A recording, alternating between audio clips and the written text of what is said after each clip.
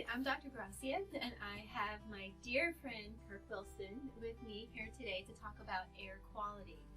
So a lot of my clients have concerns about the air quality in their home, concerns about how that's affecting their body, what chemicals they're exposed to, and I would like Kirk to tell me a little bit about your background, how you got into the air quality business. So all of this started when I had my son. He had asthma, and he had pneumonia 4 different times, and so we ended up taking him to a pulmonologist.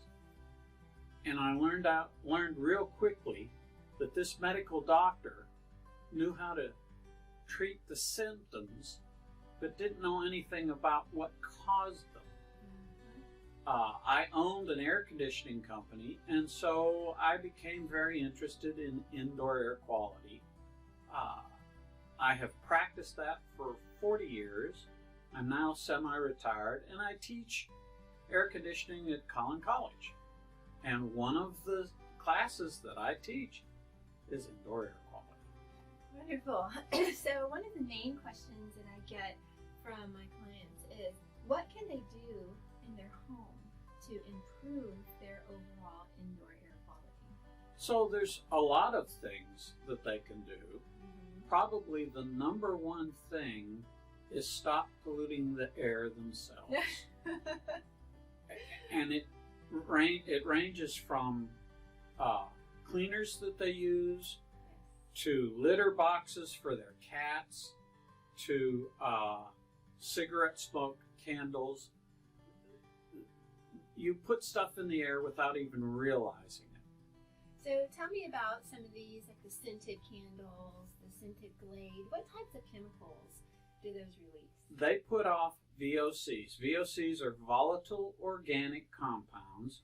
And here's the easy way to tell if you've got a volatile organic compound in your house. If it has an aroma, if it has a smell, that is a volatile organic compound. Volatile organic compounds occur naturally, and they also are man-made. All of the scented candles and the Glade sort of things and the air fresheners, those are all man-made scents, and they usually have some sort of petroleum base. Now, I don't think anyone would believe that sniffing gasoline is healthy for you, but that is exactly what you're sniffing when you smell these aroma modifiers. Wow, that's unbelievable. So that highlights the need to identify and find natural sources of cleaners for your house, natural sources of candles, and scents, things like essential oils, as long as you're not sensitive or have allergies to them.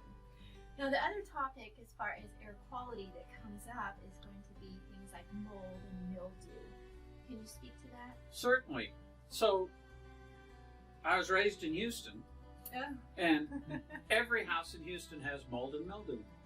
And any house on the sea where there's big bodies of water, they have mold. Almost every bathroom has mold and mildew in it. So mold and mildew is kind of a catch-all phrase. There's actually, I want to say something on the order of 15,000 different varieties of mold, not all of which are harmful. If you think you have a mold problem, the first thing that you have to do is have your environment tested to determine what molds are actually present in your home. Right. So a lot of times when people are testing their homes for mold, they'll bring in a company that has little petri dishes. Yes.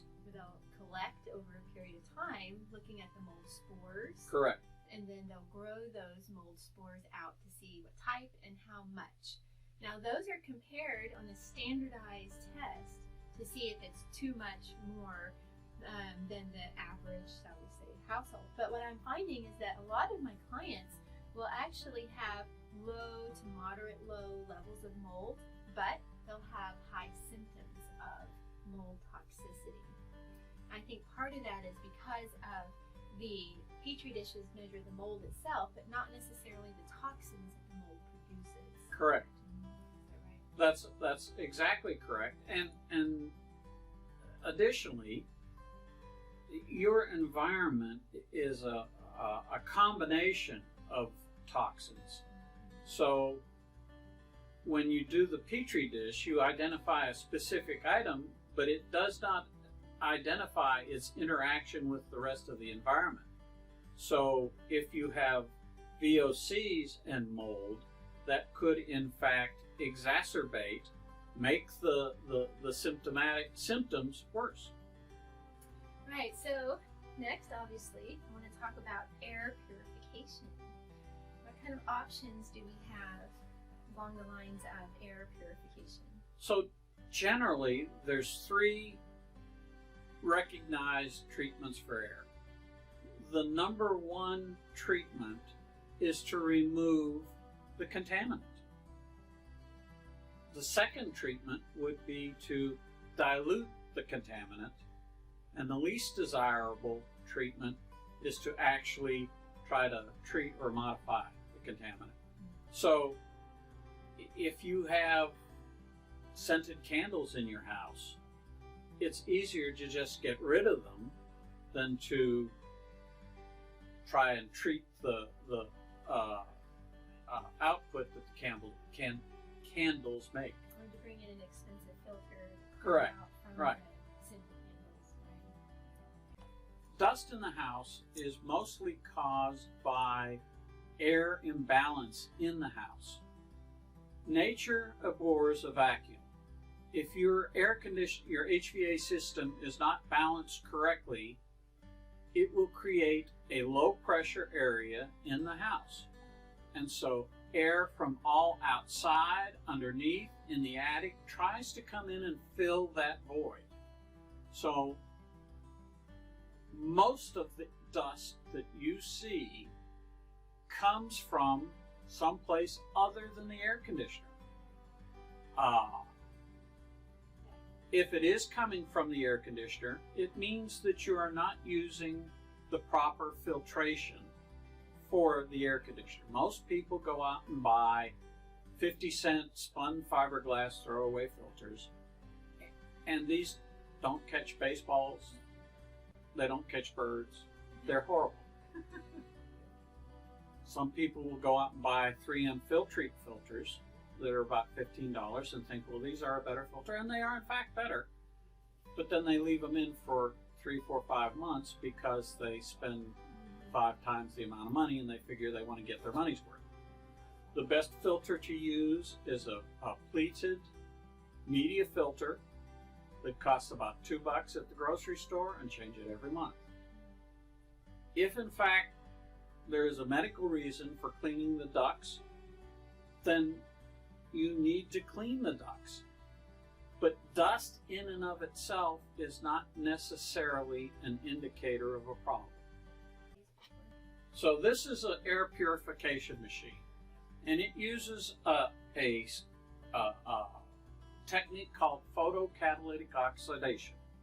This was designed by NASA for the space program to filter the air for the trips to the moon. Now these people, the astronauts, were in this closed space for a long period of time, and they were rebreathing their air. And if you remember, on Apollo 13, one of the astronauts was sick, and so they were concerned about everyone getting sick because of this. So this process emits radicals that actually kill the germs, the bacteria and viruses on surfaces. Doesn't kill them in the air, it kills them on the surface. It makes the stuff precipitate out of the air onto the ground, and then it actually kills them. It changes the DNA. It kills the DNA of the viruses and bacteria. So check below for the link to the photocatalytic air purification unit. And if you have more questions, you can read more about the product and how to use it and install it properly.